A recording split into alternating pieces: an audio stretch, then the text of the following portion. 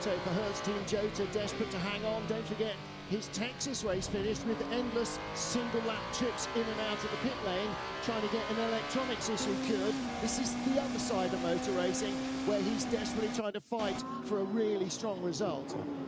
Drive-through penalty for the A24, of course, a Ferrari as well for passing under yellows about an hour and 2 hours ago, actually. So what's been a shocking race for them is getting even worse, and the 50 Ferrari further back there getting caught in a lot of GT traffic as Hertz Team Jota's Norman Nato just creeps away from Mick Schumacher for a moment.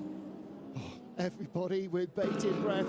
Hertz Team Jota and Alpine would both dearly love a podium right now.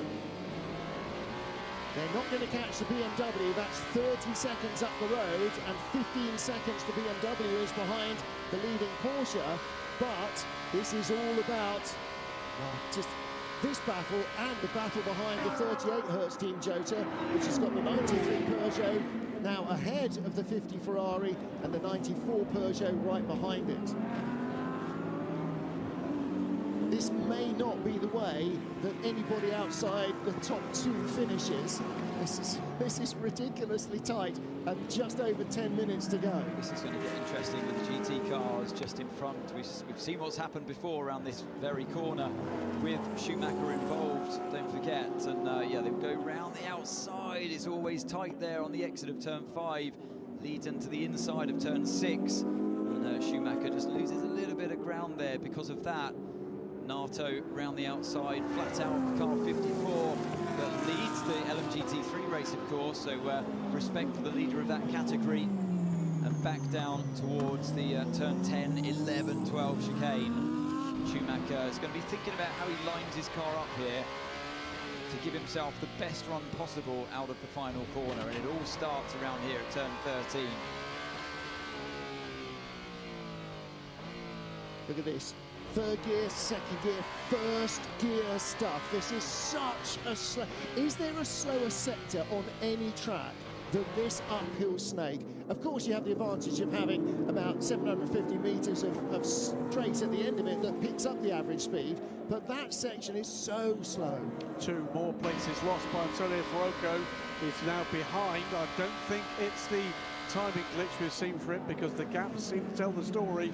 The Peugeot, second Peugeot, and the Alpine are ahead of the Ferrari. Yeah, as we watched that battle behind, he was getting duffed up in the GT traffic, and the 93 Peugeot moves ahead of Hertz Team Jota and stays ahead of Hertz Team Jota. So the best placed Peugeot is now in 5th position. Is that the best Peugeot result of the season? I think at the moment it might be. Still back with Norman Nato. Mick Schumacher. This will be definitely a big feather in the cap of Schumacher to grab the first podium for the team. There's Nico Lapierre in the back. You see Philippe Signot, the man whose Cinetec team kept the Alpine name alive for so many years, who almost forced, blackmailed, cajoled, bludgeoned, persuaded, begged.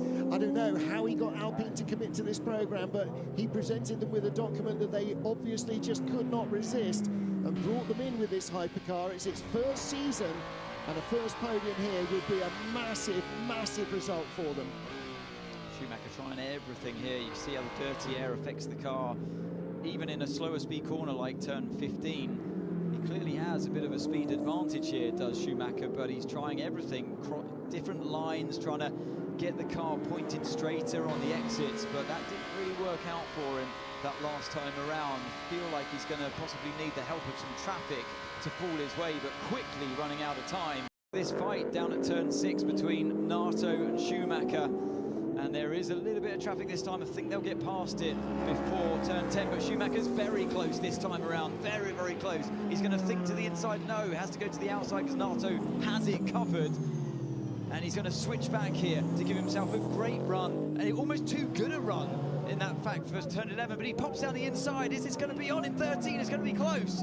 There's a bit of contact between the two of them. Nato hangs around the outside of 13, gives himself the inside for 14 and 15. Great stuff, well thought out as well by Schumacher. Does he think about going to the inside here? He does. He's popped it down the inside and gets the move done finally in the last corner. Does Nato stay in the slipstream? He will do, so it's not over yet. Don't celebrate too early, team. They know it. Lapierre knows it as well as the eyes go back to the screen. Nato's got the straight line speed. Darts to the outside, onto the marble. Schumacher's pushing him all the way that he can. But Jota's got a bit of straight line speed advantage. Brakes on the racing line. Who's this going to be? Goes around the outside. I don't think that's the right thing to do. You're going to get pushed down a road, surely.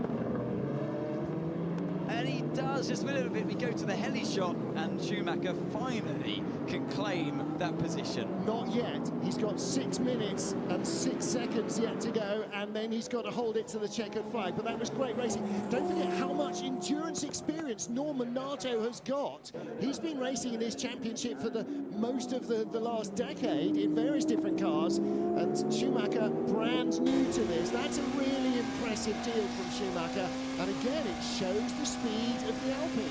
And rapidly being caught right now by the Peugeot. That Peugeot 2 seconds a lap quicker than this pair at the moment. Is it possible we can have a Peugeot on the podium? Well, if it's in the top 4, it'll be comfortably their best result in the season. I'll say at least a second and a half came from their melee that they were having with so but the Peugeot he's catching.